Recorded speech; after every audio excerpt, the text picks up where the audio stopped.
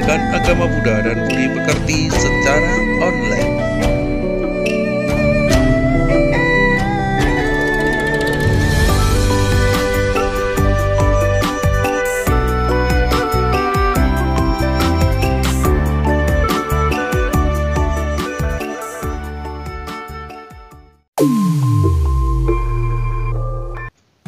Halo anak-anakku semua, apa kabar?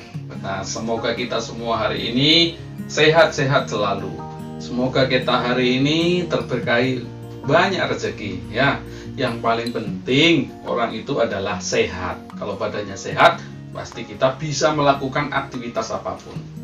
Oke, kita akan melanjutkan pembelajaran kita. Di pertemuan yang lalu masih ingat nggak? Ayo, kira-kira kita belajar apa? Ayo, ingat, kita pernah belajar yang namanya apa itu alam semesta. Kemudian apa lagi ya? Kita pernah belajar bagaimana proses terbentuknya alam semesta. Dijelaskan Sang Buddha di Sutta apa? Nah, dijelaskan Sang Buddha di dalam Sutta Aganya Sutta.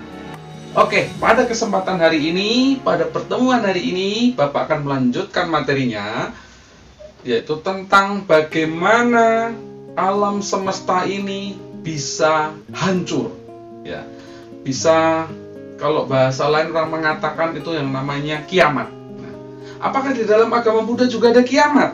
Nah, di dalam Surya Sutta atau Satta Surya Sutta, ada beberapa hal di sana Sang Buddha menjelaskan bagaimana proses kehancuran alam semesta ini.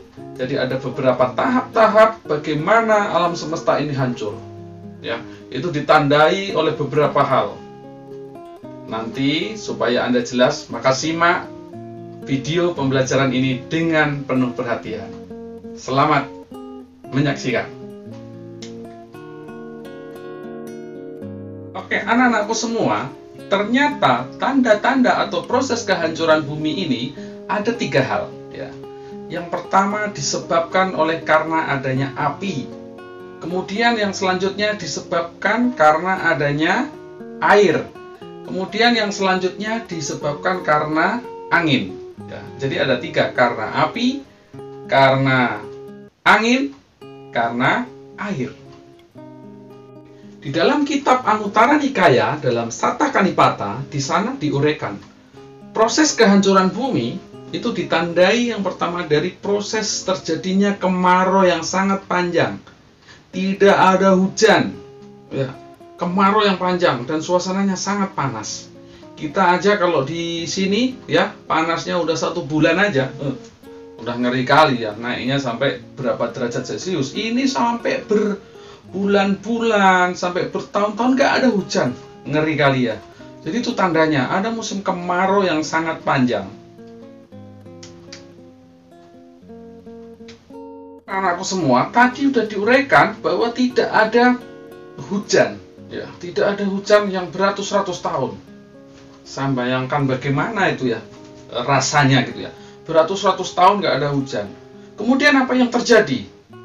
Kemudian yang kedua, muncul matahari 2. Nah, ketika muncul matahari kedua ini, suasananya sudah lain. Nggak ada siang dan nggak ada malam. Ketika matahari sudah terbenam, muncul lagi matahari yang kedua. Sangat mengerikan. Ya, panasnya seperti apa? Semoga aja kita tidak terlahir pada saat matahari kedua ini di alam ini ya. Semoga kita sudah mencapai kebahagiaan yang sejati nibbana, cuma kita berjuang. Nah, itulah tanda-tandanya. Tadi yang pertama tidak ada hujan, kemudian yang kedua adalah munculnya matahari kedua. Yang ketiga adalah muncul matahari yang ketiga. Nah, muncul matahari yang ketiga apa?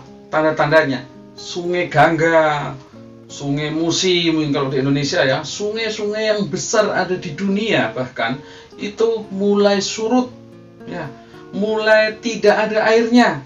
Nah, ini tanda-tanda muncul matahari ketiga. Tadi sudah ada matahari 1, matahari 2, wah sudah sangat kacau sekali. Jadi suasana sangat mencekam ya. Kalau kita seandainya masih bisa hidup itu ya tentu sangat sulit. Matahari satu aja kalau panasnya itu sampai 1 tahun panas terus, nggak ada hujan, kita aja mungkin udah banyak yang meninggal dunia ya. Tadi munculnya matahari ketiga, sungai-sungai yang terbesar di dunia itu mulai surut. Apa yang terjadi untuk yang keempat, anakku semua? Ketika yang keempat, tandanya adalah muncul matahari yang keempat. Kalau yang muncul matahari ketiga tadi, sungai-sungai besar sudah mulai surut. Sekarang muncul matahari 4. Nah, matahari 4 apa? Ketika muncul matahari yang keempat, danau-danau yang besar di dunia, ya, danau-danau yang besar di dunia, Anda bisa baca ini, danau apa aja, ya. Nah, Anda lihat, danau-danau yang sebesar itu surut juga. Selanjutnya, matahari muncul lagi yang kelima. Ya, matahari kelima apa yang terjadi? Samudra yang luas, lautan yang luas. Kalau kita lihat ada samudra, kalau sekarang ini samudra India, samudra Pasifik. Samudra yang begitu luas ketika muncul matahari kelima itu surut, dan di sana ditandai airnya hanya semata kaki, ya, semata kaki kita. Jadi makhluk hidup saya yakin udah nggak ada yang hidup. Itu tandanya matahari yang kelima. Anak-anakku, selanjutnya, di suatu masa selanjutnya muncullah matahari ke-6. Wow, kayak apa itu ya? Matahari ke-6 muncul, sangat mengerikan. Apa yang terjadi? Gunung, bahkan bumi kita saat ini itu mengeluarkan asap, mulai mengepul. Gunung-gunung besar juga keluar asap. Ya, itu dibayangkan seperti itu. Bayangkan aja ya, pasti ya ngeri. Itulah yang terjadi ketika muncul matahari yang ke-6. Anak-anakku. Oke, anak-anakku. Untuk selanjutnya adalah muncul matahari yang ke-7. Ya, matahari yang terakhir. Nah, ketika muncul matahari ini, apa yang ke-7 yang terjadi? Tidak hanya di alam manusia yang terjadi panasnya api tersebut, tapi terjadinya kebakaran dan panasnya tadi sampai ke alam surga, Catu Maharajika, di awan tawan Timsa, kemudian di alam-alam Brahma pun bisa terkena prosesnya begitu panasnya. Ya, itu bahkan itu adalah alam-alam yang tergolong yang sangat tinggi. Nah, sampai di alam-alam yang tinggi pun bisa terkena, sehingga kita bisa bayangkan memang betapa panasnya ketika muncul matahari yang ke-7 itu. Anak-anakku semua, untuk selanjutnya adalah kehancuran alam semesta ini. Setelah tadi yang pertama disebabkan oleh karena api, yang kedua adalah disebabkan karena air. Nah, karena air ini ada 4. Ya, ada 4 tanda-tandanya. Yang pertama adalah masa penyusutan atau disebut samwato. Ya, dalam bahasa Palinya samwato. Nah, apa tanda-tanda di sana? Di sana sudah muncul awan kaustik, ya, awan kaustik yang menyebabkan menjadi air yang ada di sana menjadi surut, ya, menjadi surut. Kemudian yang kedua adalah ada masa setelah penyusutan. Nah, masa setelah penyusutan itu dalam bahasa Palinya disebut samvatakayi.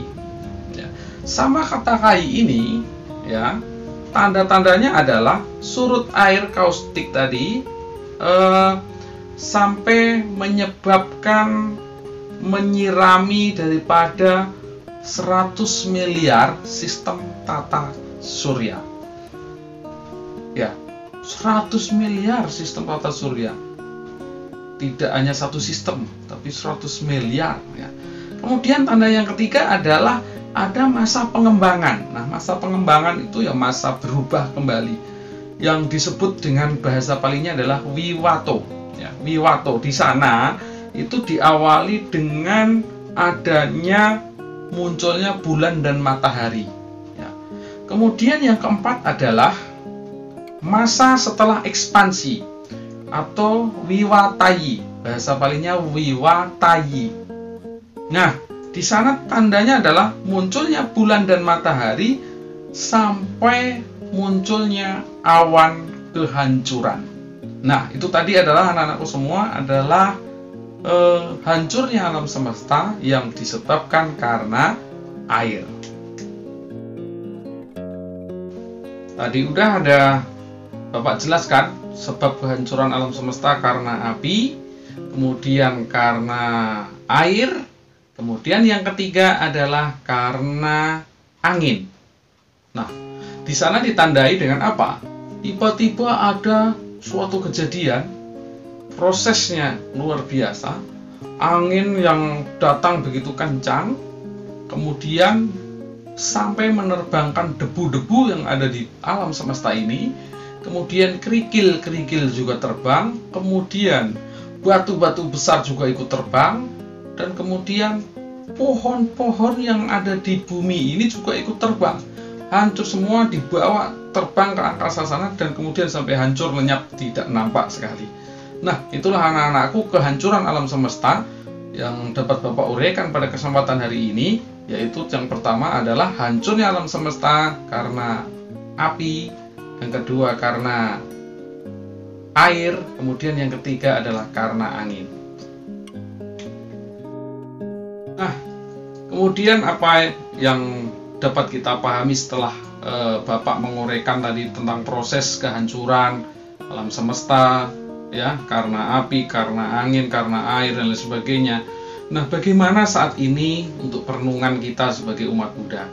Di dalam kitab Jataka, Sang Buddha menjelaskan bahwasanya alam semesta ini sebetulnya luar biasa, kekayaannya luar biasa. Tetapi bagaimana kita untuk menjaganya, merawatnya, ya?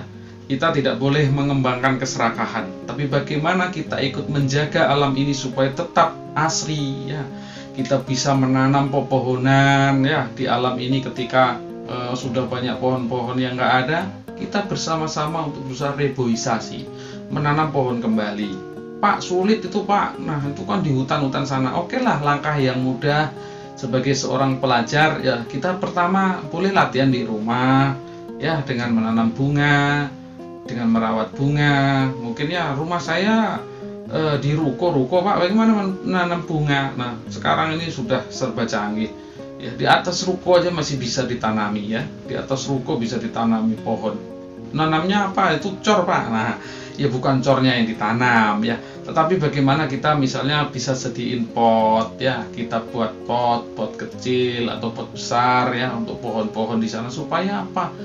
Udara di sekitar kita, udara di sekeliling kita ini juga akan terasa membuat suasana alam ini menjadi tetap dingin dan tetap asri. Nah, kita harus menjaga alam ini dengan baik. Bagaimana kita bisa memelihara, ya, menjaga daripada alam ini supaya baik. Nah, Indonesia terkenal sebagai jantungnya dunia, ya. Hutan-hutan Indonesia ini sebagai jantungnya dunia. Bagaimana kalau kita tidak menjaganya? Oleh karena itu, anak-anakku semua, Bapak mengajak malah kita bersama-sama praktekkan, ya. Setelah kita melihat ternyata proses kehancuran alam semesta itu sangat luar biasa, bagaimana kita untuk merawat alam ini dengan baik? Marilah kita bersama-sama menjaga alam ini dengan baik di dalam kehidupan sehari-hari. Dengan cara yang mudah saja, tidak ada yang susah, ya. Sepele, misalnya buang sampah dan lain sebagainya pada tempatnya, ya. Mari kita bersama-sama berjuang untuk menjaga alam ini dengan baik. Oh, udah selesai ya? Oke anakku sekalian, ternyata saya perhatikan dari sini, ya. Perhatikan dari mana Pak Wid? Ya, perhatikan dari sini, ya.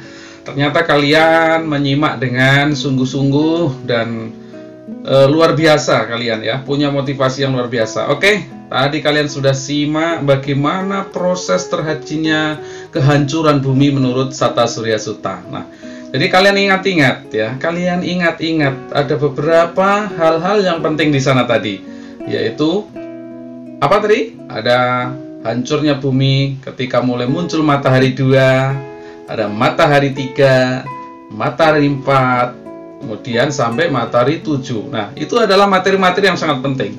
Ketika nanti di soal ditanyakan apa yang terjadi ketika matahari itu sudah muncul 3 misalnya. Nah, kalian harus tahu Oleh karena itu, kami mohon anak-anakku semua tidak hanya sekedar di sini aja berhenti untuk belajar. Ketika sudah Bapak sampaikan kemudian Anda tidak buka-buka lagi, tidak tonton lagi video ini, maka akan lupa. Oleh karena itu, saya harapkan kalian tetap mengingat-ingatnya lagi. Oh, kok lupa tadi yang disampaikan Pak Wid apa ya? Oh iyalah, tonton lagi videonya ya. Nah, tonton lagi supaya kalian ingat. Nah, video Bapak yang tadi semoga Anda pahami ya, proses-proses kehancuran alam semesta ini Anda pahami sehingga nanti kalau ulangan nilainya tinggi. Oke, sampai jumpa di pembelajaran yang akan datang. Semoga kita semua selalu mendapatkan berkah kesehatan, semoga kita semua mendapatkan berkah, dimurahkan rezeki, dan kita senantiasa berbahagia setiap saat. Ya, Sabe Sata Bawantu Sukitata, semoga semua makhluk hidup berbahagia. Sadu, sadu, sadu. Namo Sayang Adi Budaya, Namo Buddhaya. Semangat!